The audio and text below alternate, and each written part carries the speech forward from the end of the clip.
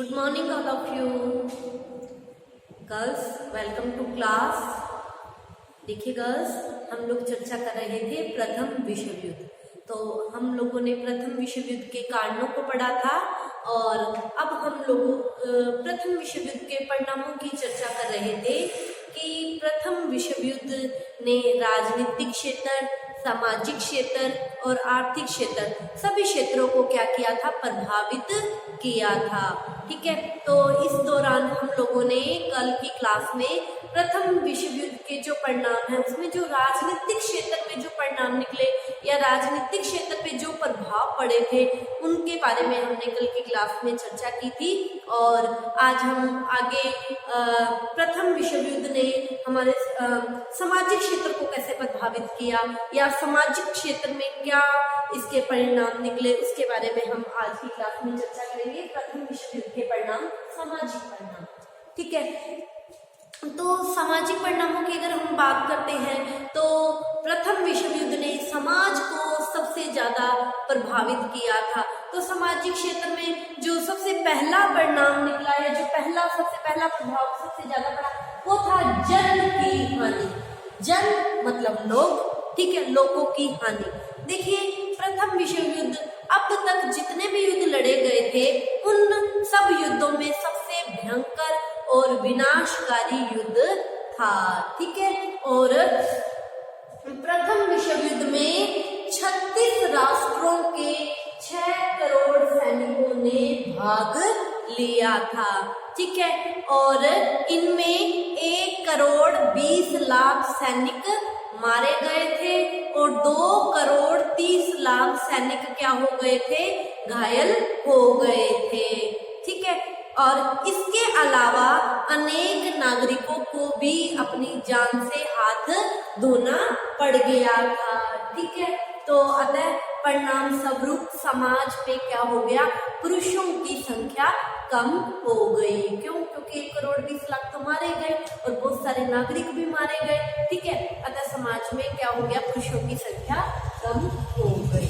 ठीक है, देखिए प्रथम विश्व युद्ध का जो सामाजिक परिणामों में जो दूसरा परिणाम निकला वो था स्त्रियों की स्थिति में परिवर्तन। देखिए, प्रथम विश्व युद्ध चल रहा था। प्रथम विश्व युद्ध के दौरान जितने भी पुरुष थे सबको सेना में भर्ती किया गया था। ठीक है, अतः महायुद्ध जब चल रहा था तो महायुद्ध के दौरान कार्यालयों, दुकानों, उद्योगों, ठीक है, आदि में पुरुषों की कमी का एहसास स्त्रियों ने नहीं होने दिया।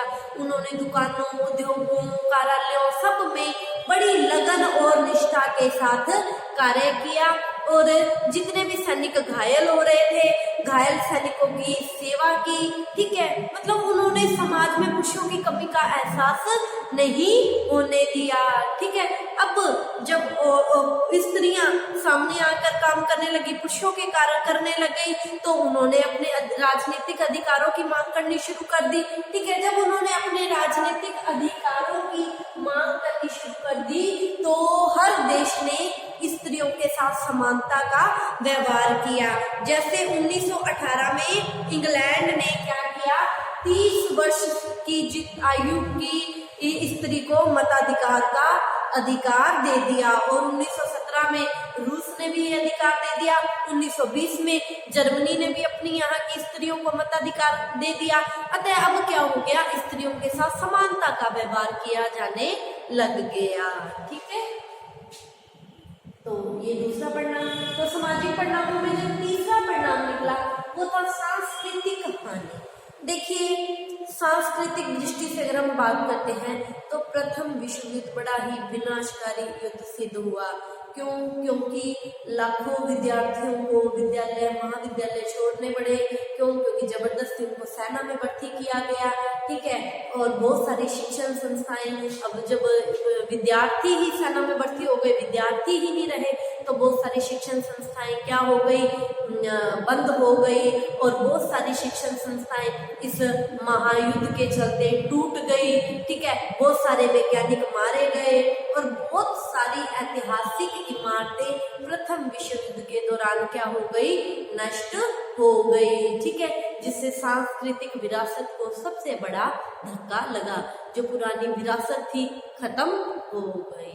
ठीक है, अब हम पढ़ेंगे प्रथम विश्व युद्ध के आर्थिक परिणाम। ठीक है, ये हम लोगों ने कल राजनीतिक परिणाम पढ़े, अभी हम लोगों ने सामाजिक परिणाम पढ़े, अब हम लोग आर्थिक परिणामों के बारे में पढ़ेंगे। ठीक है,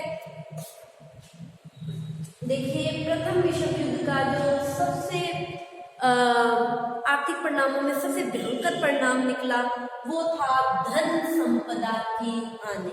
ठीक है, तो देखिए प्रथम विश्व युद्ध के कारण धन संपदा की जितनी हानि हुई उसका अनुमान भी नहीं लगाया जा सकता। ठीक है, बहुत सारे सर्वेक्षण हुए हैं, उन सर्वेक्षणों के आधार पर इतिहासकारों ने ये माना है कि प्रथम विश्व युद्ध में प्रत्यक्ष रूप से, डायरेक्ट जो पता चल रहा था, प्रत्यक्ष रूप से 10 खरब रुपया खर्च हुआ था। ठीक है, अब इतना पैसा जब खर्च हो गया तो आर्थिक स्थिति क्या हो गई, डगमगाने लगी, आर्थिक दृष्टि से असंतुलन पैदा हो गया। ठीक है, देखिए 10 खरब रुपया तो प्रत्यक्ष रूप से लगा था। ठीक है, इसके अलावा फसलें नष्ट हो गई थी। ठीक है, और आपको पता है कि विनाशकारी बम चले थे। ठीक है, अब जब ये बम चले थे तो भूमि क्या हो गई थी, भूमि की जो उपजाऊ क्षमता थी वो क्या हो गई थी, खत्म हो गई। ठीक है, बहुत सारे मार्ग क्या है तोड़ दिए गए, जिससे क्या हो गया, व्यापार वाणिज्य को भी क्षति लगी। ठीक है, मशीनों को भी तोड़ फोड़ दिया गया, उद्योग धंधे भी क्या हो गए, बंद हो गए। ठीक है, ये तो कितना नुकसान हुआ, इसकी तो कोई मतलब कल्पना ही नहीं की जा सकती भी कितने रुपये का नुकसान हो गया। अतः आर्थिक जो स्थिति थी वो क्या हो गई, डगमगा गई। पूरे यूरोप का कहें कि आर्थिक संतुलन क्या हो गया, बिगड़ गया।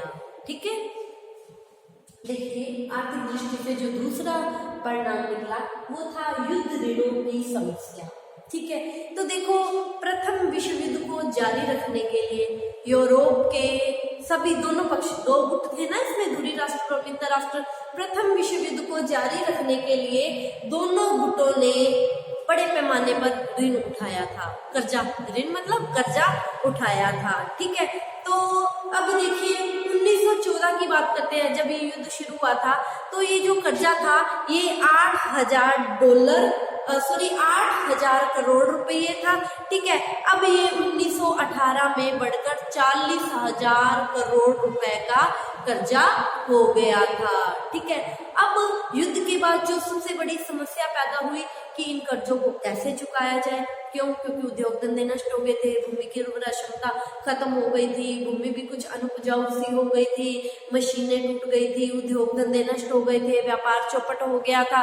अब देखिए एक तो युद्ध लड़ा गया था, अब हर देश अपनी स्थिति को पहले सुधारना चाहता था, अब पहले अपनी स्थिति को सुधारेगा तो कर्जा कहां से चुकाएगा। तो युद्ध में जो ऋण लिया गया था उसको चुकाना अब एक बहुत बड़ी समस्या बन गई थी। ठीक है, आप लोगों को मैंने कल भी बताया था कि सभी देशों ने अमेरिका से कर्जा लिया था। ठीक है, अब इंग्लैंड और फ्रांस ये चाहते थे कि अमेरिका से हम लोगों ने जो कर्जा लिया है, अमेरिका क्या करे, इस ऋण को क्या कर दे, रद्द कर दे। ठीक है, लेकिन अमेरिका ऋण को रद्द करने के पक्ष में नहीं था, वो अपना ऋण चाहता था। अतः जो मित्र राष्ट्र थे उन्होंने इस युद्ध, जो ऋण की जो समस्या थी, इससे क्या कहा कि जर्मनी हारा था, धुरी राष्ट्र हारे थे। ठीक है, तो प्रथम विश्व युद्ध में जर्मनी को हारा था, तो मित्र राष्ट्रों ने क्या कहा था कि तू हमें क्षतिपूर्ति देगा। क्षति मतलब जो हमारा नुकसान हुआ है, तुम हारे हुए हो। ठीक है, तो जो हमारा नुकसान हुआ है वो तुम चुकाओ। अतः अब इंग्लैंड और फ्रांस ये चाहते थे कि जर्मनी से प्राप्त होने वाली जो क्षतिपूर्ति है उसी से ही ऋण चुका दिया जाए। ठीक है, अब जर्मनी की आर्थिक स्थिति पहले ही खराब थी, क्योंकि जर्मनी तो ये युद्ध हारा था, तो उसका तो बहुत भारी नुकसान हुआ था। ठीक है, और ऊपर से ये सारा ऋण भी उस पर लाद दिया गया, तो जर्मनी में गंभीर स्थिति पैदा हो गई, जिससे क्या हो गया, इस गंभीर स्थिति के कारण जर्मनी में नाजीवाद का उदय हुआ और नाजीवाद ने द्वितीय विश्व युद्ध को अवश्यंभावी बना दिया। ठीक है, अब जो तीसरा परिणाम निकला आर्थिक दृष्टि से, अंतरराष्ट्रीय व्यापार को क्षति, क्षति मतलब नुकसान। देखिए प्रथम विश्व युद्ध का अंतरराष्ट्रीय व्यापार पर गहरा प्रभाव पड़ा। देखो हर देश अपने आप का पुनर्निर्माण करना चाहता था, ठीक है, और अपना पुनर्निर्माण करने के लिए, अपने यहाँ बेरोजगारी को खत्म करने के लिए प्रत्येक देश चाहता था कि मैं कम से कम आयात और ज्यादा से ज्यादा निर्यात करूं, अपना सामान बना के बेचूं और मुझे पैसा आए। अब हर देश ये चाहने लग गया कि मैं अपने यहाँ आयात ना करूं, ज्यादा से ज्यादा निर्यात करूं। अब ज्यादा से ज्यादा निर्यात, हर देश ये चाहता था कि मैं आयात ना करूं। अगर मैं निर्यात कर रही हूँ, कोई आयात नहीं करेगा तो वो व्यापार कैसे चलेगा, ठीक है। तो इससे क्या हो गया, अंतरराष्ट्रीय व्यापार को नुकसान पहुंचा, ठीक है। अगला था बेरोजगारी। देखो युद्ध के दौरान कारखाने, उद्योग धंधे सब क्या हो गए थे, नष्ट हो गए थे, ठीक है। और बड़े पैमाने पर पहले क्या किया गया था, सब जितने भी बेरोजगार थे या उद्योगों कारखानों में जितने भी लोग काम कर रहे थे उनको सेना में भर्ती कर लिया गया था, ठीक है। तो सेना में भर्ती हो गए थे, ज्यादातर सब लोगों को रोजगार मिल गया था। अब जब 1918 में प्रथम विश्व युद्ध खत्म हो गया तो इनको, जो भी सेना में भर्ती किए हुए थे, इन्हें अब सेना की नौकरी से निकाल दिया गया, ठीक है। तो अब उद्योग धंधे व्यापार भी चौपट हो चुका था। अतः अब प्रथम विश्व युद्ध के पश्चात इन लोगों को कोई रोजगार नहीं मिला, तो बेरोजगारी जैसी विकराल समस्या उत्पन्न हो गई। और इसी बेरोजगारी की समस्या के कारण इटली और जर्मनी में फासीवाद और नाजीवाद का उदय हुआ, जिससे अंतरराष्ट्रीय स्थिति फिर से तनावपूर्ण हो गई, ठीक है। आगे था श्रमिकों की स्थिति में सुधार। देखो महायुद्ध के दौरान क्या हो गया था, लाखों श्रमिकों को सेना में भर्ती किया गया था, ठीक है। और बहुत सारे अधिकांश इसमें क्या हो गए थे, श्रमिक मारे गए थे, श्रमिक मारे गए, श्रमिकों की संख्या कम हो गई तो उनकी कारखानों में काम करने के लिए मांग बढ़ी, क्योंकि नए नए कारखाने लगाने थे।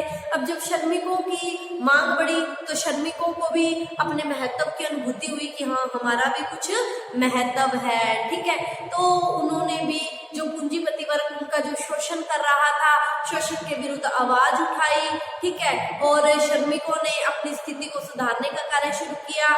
और जर्मनी और फ्रांस ने तो ये तय कर दिया कि मजदूरों में 8 घंटे से ज्यादा काम नहीं लिया जाएगा।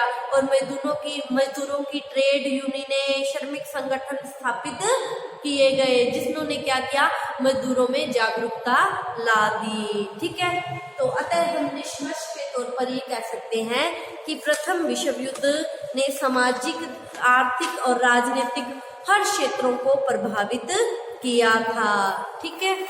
तो ये आज की क्लास में हमारा टॉपिक यहीं खत्म होता है।